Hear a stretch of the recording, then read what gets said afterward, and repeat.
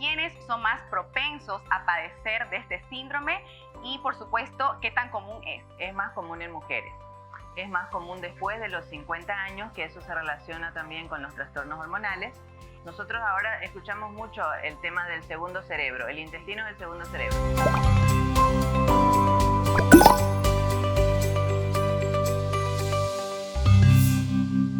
Comenzamos un nuevo episodio de Hiperconsejos, el podcast de salud de Farmacias Hipermaxi. Yo soy Roxana del Río y seré su anfitriona porque hoy vamos a descubrir muchas novedades de salud y bienestar con este tema que tenemos preparado. Hablaremos del síndrome del intestino irritable, comprendiendo y controlando sus síntomas. Es por eso que hoy tenemos una invitada muy especial y nos acompaña la doctora Coral Cristaldo, médico internista. Querida doctora, un gusto recibirla, bienvenida. Un gusto estar acá. Bueno, coméntenos por favor para empezar un poco de su gran experiencia que queremos conocer un poquito más. Bueno, yo empecé haciendo medicina interna, que es la parte donde más o menos nosotros decimos que es como el pediatra del adulto, que es lo que deberíamos tener como un médico de cabecera que nos acompañe siempre. Luego de eso hice cuidados paliativos, que es como para cuidados de fin de vida, farmacología clínica, y la verdad que me encanta estudiar y lo hago bastante seguido. Entonces va sumando uno varias cosas para ayudar al paciente. Y además una de las grandes protagonistas cuando todo era incertidumbre en la época del COVID. Todo nuevo. Tuvimos que aprender un montón sobre el tiempo. Sobre la hora. Doctorita, quiero hacer una pregunta. ¿Usted ya tiene la aplicación de Farmacias Hipermaxi? Todavía. Ah, bueno, entonces yo la quiero invitar a usted y también a todos ustedes a que se descarguen ya la app de Farmacias Hipermaxi, porque ustedes acceden, eligen su sucursal favorita o más cercana y hacen su pedido. ¿Qué esperan para hacerlo? Querida doctora, primero que nada, por favor, quisiera que definamos qué es el síndrome del intestino irritable y, por supuesto, cuál es su diferencia con los otros trastornos digestivos. Es un tema súper importante porque es bastante frecuente. Y lo que tenemos que saber exactamente de esto es que es un trastorno funcional. O sea, no hay una cosa que no hay una obstrucción, no hay algo que esté lastimando el intestino, sino que hay una dificultad en el funcionamiento correcto del intestino. Y esto nos provoca dolor, que habitualmente está asociado con la defecación, o sea, mejora cuando uno va al baño. Está asociado también con distensión, hinchazón, la barriga de repente con cualquier tipo de comida uno siente ese dolor, se hincha, y los trastornos digestivos que vienen asociados, que pueden ser diarrea o estreñimiento o pueden ser mixtas. Ambas cosas pueden aparecer en el paciente. Igual hace un momento detrás de cámaras, doctora, usted me decía la terminología de colon irritable. ¿Vendría a ser lo mismo? Sí, exactamente. El colon irritable, que afecta, como te decía, al 10% de la población, es muy frecuente, no hay una causa específica. Se llama enfermedad multifactorial, o sea, se relaciona con cierto tipo de alimentos, con el estrés, con cambios, digamos, hormonales que uno puede tener, con viajes, con trastornos de nervios. Entonces, todo esto hace que la comunicación entre el intestino y el cerebro se dé en una forma incoordinada. Nosotros ahora escuchamos mucho el tema del segundo cerebro, el intestino del segundo cerebro. ¿Por qué se da esto? Porque dentro del intestino nosotros tenemos aproximadamente 100 billones de gérmenes, que son gérmenes buenos. Tenemos más de estos que células en nuestro cuerpo. Ahí tenemos bacterias, tenemos virus, tenemos hongos, y todos estos conversan entre sí. Eso es lo que se llama la microbiota. Y al conversar entre sí también producen ciertas sustancias que actúan sobre el intestino, y este intestino produce otras que actúan sobre el cerebro. Entonces hay un eje de comunicación fluida que funciona bien cuando uno está sano, y cuando tiene intestino irritable o colon irritable empieza a hacer la disfunción que se manifiesta con el dolor, con la diarrea y con la hinchazón. También quisiéramos saber, por favor, quiénes son más propensos a padecer de este síndrome y, por supuesto, qué tan común es. Es más común en mujeres. Es más común después de los 50 años, que eso se relaciona también con los trastornos hormonales. Y más o menos actúa entre el 10 al 12% de la población general. Varía mucho de acuerdo a la alimentación de cada región, pero sí en general en el mundo tenemos más o menos un 10% de gente que sufre colon irritable. Perfecto. ¿Y para el diagnóstico, existe algún examen en específico? Ese viene a ser otro desafío, porque no existe un análisis de sangre que te pueda diagnosticar el colon irritable, ni tampoco una ecografía o un estudio de imágenes. Lo que uno tiene que hacer es tener una entrevista con el paciente, preguntarle cómo son sus síntomas, desde cuándo empezaron, y para eso nosotros tenemos los que se llaman criterios de Roma. Entonces tendríamos que tener por lo menos un día de enfermedad en los últimos 3 meses para que nosotros sospechemos de colon irritable, y el paciente debe tener dolor, hinchazón o alteración intestinal, sea diarrea o estreñimiento, por lo menos 2 de esos 3 factores para que nosotros sospechemos el colon irritable. Ahí también es importante que nosotros descartemos las causas graves, porque finalmente el colon irritable viene a ser como una enfermedad de descarte.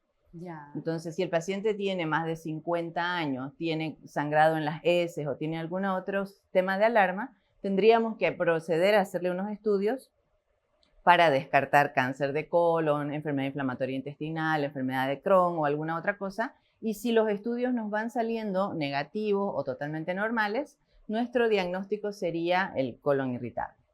Correcto. Y en el caso de la calidad de vida, cuando ya se diagnostica este síndrome, ¿usted qué recomienda tal vez en el cambio de algunos hábitos del día a día para sus pacientes? Sí, como te decía, dentro de los factores predisponentes está la alimentación. Por ejemplo, cosas muy dulces, con mucha grasa, ultraprocesados. Todas estas cosas pueden desencadenar el colon irritable. Los trastornos hormonales, cuando uno le viene la regla o cuando tiene la menopausia. Cierto tipo también de infecciones intestinales pueden ser el primer paso, después de lo cual el intestino queda un poco atontado, no puede funcionar bien y empieza el colon irritable postinfeccioso. Seguro que sí. Y doctora, respecto a los probióticos, es algo que hemos escuchado frecuentemente y que probablemente durante muchos años los venimos consumiendo de manera que tal vez no nos hemos dado cuenta, como en el caso del yogurt y otros alimentos más. Pero puntualmente, para aquellas personas que desean consumir el probiótico a diario en forma de gotitas, de pastilla o de otra manera que ustedes los puedan prescribir, ¿ayuda al colon irritable? Sí, la verdad que el estudio de los probióticos es un mundo importantísimo que antes solamente se lo veía desde el punto de vista intestinal. Ahora sabemos que hay también probióticos que actúan a nivel respiratorio, que actúan a nivel cerebral. Entonces, eso es uno de los pilares de tratamiento. Y no solo los probióticos, sino también los prebióticos, que son los alimentos que estimulan, como te decía, toda esta cantidad de bacterias y virus que tenemos en el intestino, se alimentan de lo que nosotros comemos. Entonces, lo que nosotros comemos las puede sanar o enfermar a nuestras bacterias y eso puede hacer un mensaje correcto entre el cerebro y el intestino. Muy bien. Y respecto a los detonantes que pueden desencadenar el síndrome de intestino irritable, usted hace un momento nos mencionó algunos, pero entre ellos está presente también el estrés. Muy presente el estrés, porque esta desregulación entre lo que pasa en el cerebro y lo que pasa en el intestino hace que ellos estén íntimamente relacionados. Entonces, una vez que uno está estresado, habitualmente el intestino puede funcionar más rápido por un estímulo nervioso del cerebro al intestino, que también el intestino tiene nervios que se comunican con el cerebro, entonces hacen como una retroalimentación que puede hacer que el intestino se acelere demasiado y provoque diarrea o se frene demasiado y provoque estreñimiento, acumulación de gases y dolor. Y en el caso, por ejemplo, de las personas celíacas, ¿tiene algo que ver el colon irritable? Esa pregunta es fantástica porque ahora se sabe que en todo paciente con diagnóstico o sospecha de colon irritable, uno tiene que descartar la enfermedad celíaca y la intolerancia a la lactosa, que son las dos cosas que pueden ser extremadamente similares y no tienen, digamos, un sustrato físico, un tumor o algo así. Entonces, paciente que está con diagnóstico de colon irritable, la recomendación científica en los últimos congresos es siempre descartar enfermedad celíaca e intolerancia a la lactosa. Y actualmente, doctora, ¿existe algún tratamiento específico para este síndrome o definitivamente va a tener que ver con el tipo de diagnóstico de cada paciente?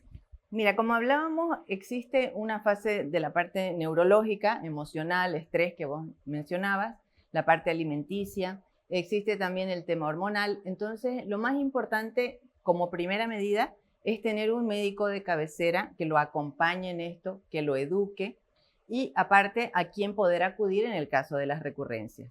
Después tenemos que tratar el estrés, tenemos que acomodar la parte hormonal si hay un desajuste y finalmente tenemos que ver los síntomas de las exacerbaciones que tiene la enfermedad, que se llama cuando uno tiene una crisis. Ahí tenemos, digamos, la forma de utilizar medicamentos que pueden producir que esto no duela, o sea, un antiespasmódico, algo que sirva también para eliminar los gases, para tratar los síntomas de la exacerbación.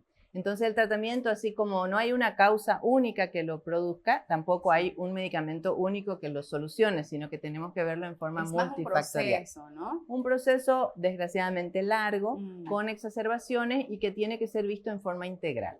Correcto. Igual había escuchado en alguna ocasión que para empezar el tratamiento se necesita de una dieta antiinflamatoria, que también había escuchado el caso de algunos pacientes que se acobardan muy pronto de la dieta porque es bastante estricta al principio. Pero ¿pudiera usted, doctora, explicarnos un poquito más acerca de esta dieta y en qué consiste? Sí, la dieta se llama FODMAP. Si uno tiene colon irritable, uno debería googlearla porque hay una lista de cosas que uno no debería comer y una lista de cosas que sí debería comer. Pero la ventaja de esa dieta es que uno hace una cosa súper estricta las 2 primeras semanas y después comienza a introducir nuevamente los alimentos para ver si a uno le hace daño o no. Y ahí es que es justamente muy interesante saber si el paciente realmente tiene que eliminar el gluten de su alimentación, porque eso es sumamente difícil y aparte de ser difícil es caro. Ahí sí nosotros podemos definir si el paciente debe eliminar el gluten o debe eliminar los lácteos. Ahí podemos nosotros ir jugando con estos alimentos, pero básicamente son las cosas demasiado dulces, las cosas que producen gas, el repollo, col, algunas verduras, algunas frutas. No hay exactamente un grupo de alimentos que hay que eliminar, sino que de todos los alimentos hay varios que nosotros debemos adecuar a los que produzcan menos cantidad de gas en el intestino. Perfecto, muchísimas gracias, doctora. Y antes de continuar, tenemos una excelente recomendación para todos ustedes porque Hipermaxi te ofrece mediante las farmacias Hipermaxi todos los medicamentos y productos de salud que ustedes necesitan con los precios más bajos del mercado. Así que elijan su sucursal de farmacias Hipermaxi favorita y aprovechen de todos estos beneficios. Querida doctora, y ya para ir finalizando, ¿usted pudiera, por favor, darle 3 consejos a aquellos pacientes que ya viven con el diagnóstico de colon irritable para mejorar su calidad de vida? Sí, yo creo que como primera medida, tener el médico de cabecera en el cual uno tenga confianza, en el cual uno deposite todas las dudas. El segundo consejo sería informarse bien, junto con el médico, en redes sociales, en revistas científicas, informarse de qué es lo que debe hacer, qué no debe hacer, qué debe esperar, porque a veces el paciente espera curarse y no podemos prometerle eso, entonces el paciente va perdiendo confianza en los otros colegas o en los colegas que lo atienden. De repente dice, no, esto no me curó, me voy. Claro. Entonces, tener el médico de cabecera, informarse y como tercer punto, cuidar su salud en general, porque como vos decías, el tema del estrés, la falta de sueño, la mala alimentación, la falta de actividad física, nos afecta no solamente en el colon irritable, sino en todos los aspectos de nuestra vida. Y hacer esos cambios ayuda a mejorar el intestino y sobre todo a mejorar toda la calidad de vida que uno tiene. Muy bien, qué alegría poder entrevistarla y conocerla en persona. Espero nos visite pronto. Igualmente, claro que sí, con todo gusto. Muchas gracias. Un placer. Es de esta manera, queridos amigos, que nos despedimos. Ustedes y nosotros pudimos disfrutar de un tema muy interesante. Síndrome del intestino irritable, comprendiendo y controlando sus síntomas. ¿Y quién mejor que nuestra invitada de hoy, la doctora Coral Cristaldo, médico internista, para aclarar todas nuestras dudas? Esperemos que ustedes ya nos estén siguiendo en todas nuestras redes sociales para que se enteren de los mejores consejos de salud y bienestar aquí en Hiperconsejos de Farmacias Hipermaxi. Muchas gracias por acompañarnos. Nos veremos en un próximo episodio. Chao, chao.